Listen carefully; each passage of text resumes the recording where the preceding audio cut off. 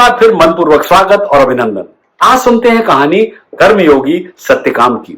एक जिला शिक्षा अधिकारी जिसका नाम हरिकांत चतुर्वेदी था, उसका अभी अभी हाल में जिस जिले में तबादला हुआ वो स्कूली शिक्षा के लिहाज से बहुत ही पिछड़ा हुआ जिला था। इसलिए उसे ग्रामीण इलाकों के स्कूलों में विशेष ध्यान देने के लिए कहा गया था।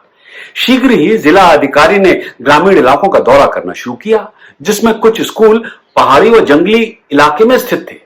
एक दिन हरिकांत चतुर्वेदी को पता चला कि पहाड़ी पर स्थित एक गांव के स्कूल में कोई शिक्षा अधिकारी जाता ही नहीं था, क्योंकि वहां पहुंचने के लिए वाहन को छोड़कर लगभग 2-3 किलोमीटर जंगली रास्ते से पैदल जाना पड़ता था। उस पहाड़ी पर स्थित स्कूल के हेडमास्टर थे सत्यकाम श्रीवास्तव, जो बरसों से वहीं जमे हुए थे।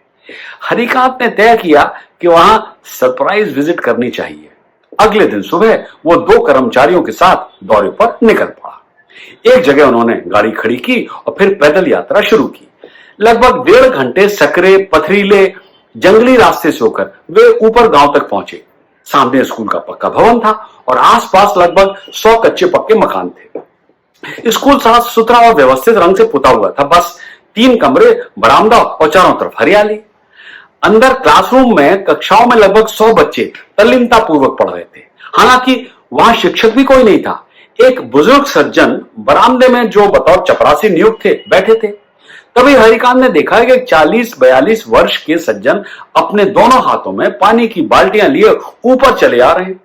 पैजामा घुटनों तक चढ़ा हुआ था और ऊपर खादी का कुर्ता पहने थे। उन्होंने आते ही परिचय दिया, मैं सत्यकाम श्रीवास्तव यहाँ हेडमास्टर हूं। यहाँ इन दिनों बच्चों के लिए पानी थोड़ा नीचे जाकर कुएं से लाना होता है। हमारे चपरासी दादा बुजुर्ग है ना, अब उनसे होता नहीं है, इसलिए मैं ही चला जाता हूं और फिर वर्जिश भी तो हो जाती है। वे मुस्कुराकर बोले। शिक्षा अधिकारी को उनका चेहरा पहचाना सा लगा और नाम भी। उसने उनकी ओर देखकर पूछा, तुम सत्यकाम श्रीवास्तव हो, मथुरा से, किशोरी रमन कॉलेज? हाँ। हेडमास्टर ने कुछ पहचानते हुए, चहकते हुए कहा, आप हरिकांत चतुर्वेदी हैं। और नहीं तो क्या, हरिकांत ने कहा। लगभग 20-22 बरस पहले वे दोनों मथुरा में साथ ही साथ पढ़ते थे। सत्यकाम श्रीवास्तव बेहद होशियार और पढ़ाकू था। बहुत कोशिश करने के बावजूद भी शायद ही कभी हरिकांत चतुर्वेदी के उससे ज्यादा नंबर आए हों। एक प्रतिस्पर्धा रहती थी दोनों के बीच में, जिसमें हमेशा सत्यकाम श्रीवास्तव ही जीता करता था। आज वो हेडमास्टर था और हरिकांत जिला शिक्षा अधिकारी। पहली बार उससे आगे निकलने जीतने का भाव था और सच कहा जाए तो हरिकांत के मन में खुशी भी थी। फिर सहज होते हुए हरिकांत ने पूछा, यहां कैसे पहुंचे भाई, और कौन कौन है घर पर? सत्यकाम ने विस्तार से फिर बताना शुरू किया। एम.कॉम करते समय ही बाबूजी की मिल वाली नौकरी जाती रही। फिर उन्हें दमे की बीमारी थी, घर चलाना मुश्किल हो गया था। किसी तरह मैंने पढ़ाई पूरी की, नंबर ठीक आए, इसलिए शिक्षक की नियुक्ति मिल गई थी, जो छोड़ नहीं सकता था। आगे पढ़ने की न गुंजाइश थी और न स्थितियां। इस गांव में पोस्टिंग मिल गई। मां बाबूजी को लेकर यहां चला आया। सोचा गांव में कम पैसों में गुजारा हो ही जाएगा। अपनी कोई पहुंच या पकड़ भी तो नहीं थी यहां से ट्रांसफर कराने की, बस यहीं जम गए। यहां आने के कुछ बरस बाद मां और बाबूजी दोनों ही चल बसे। अब यहां बच्चों में स्कूल में मेरा मन रम गया है। छुट्टी के दिन बच्चों को लेकर आसपास की पहाड़ियों पर वृक्षारोपण करने चला जाता हूं। रोज शाम को स्कूल के बरामदों में बुजुर्गों को पढ़ा देता हूं। अब इस गांव में कोई निरक्षर नहीं है। हाँ, नशा मुक्ति का अभियान भी चला रखा है। अपने हाथों से खाना बना लेता हूं। बच्चों को अच्छी शिक्षा, बुनियादी शिक्षा, संस्कार मिल जाएं, अनुशासन सीखें, बस यही है ध्येय मेरा।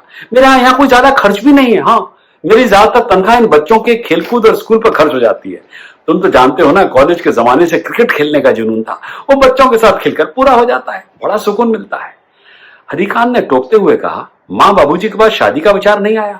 सत्यकाम ने मुस्कुराते हुए कहा, दुनिया में सारी अच्छी चीजें मेरे लिए नहीं बनी है, इसीलिए जो सामने है उसी को अच्छा करने या बनाने की कोशिश कर रहा हूं। वापस लौटते हुए हरिकांत ने उससे कहा, सत्यकाम, तुम जब चाहो तुम्हारा ट्रांसफर मुख्यालय या जहां तुम चाहो करा दूंगा। उसने मुस्कुराते हुए कहा, अब बहुत देर हो चुकी है, अब यहीं लोगों के बीच खुश हूं, कहकर उसने हाथ जोड़ दिए। हरिकांत का अपनी उपलब्धियों से उपजा अभिमान, सत्यकाम से आगे निकल जाने का एहसास, भरम सब चूर चूर हो गया था। सत्यकाम अपनी जिंदगी की तमाम कमियों, तकलीफों, असुविधाओं के बावजूद सहज था। उसकी कर्तव्य निष्ठा देखकर हरिकांत हतप्रभ था। जिंदगी से किसी शिकवे या शिकायत की कोई झलक उसके व्यवहार में थी ही नहीं। कहानी खत्म। हाँ, आइए देखें क्या सीखा हमने इस लघु कथा से। यही कि सुख सुविधाओं, उपलब्धियों, ओहदे के आधार पर हम लोगों का मूल्यांकन करते हैं, लेकिन आपका प्रशासनिक ओहदा क्या था या क्या है या ये कोई महत्व नहीं रखता है यदि आप एक अच्छे इंसान नहीं बन पाए। वैसे भी कोई कितने भी ऊंचे प्रशासनिक ओहदे पर क्यों ना बैठा हो, आखिर है तो वो भी बर्ड ऑफ पैसेज, उसे भी जाना ही होगा। कभी भी लोगों को उनके अतीत के आधार पर ना आके, लोग सीखते हैं, लोग बदलते हैं, लोग आगे बढ़ते हैं। सत्यकाम ने एक बार फिर जीत हासिल कर ली, मात्र अपने आदर्शों से, अपने मूल्यों से। अगली मर्तबा फिर एक सुनेंगे नई कहानी, एक नया फलसफा, एक नई सीख, ऐसे ही अनोखे अंदाज में।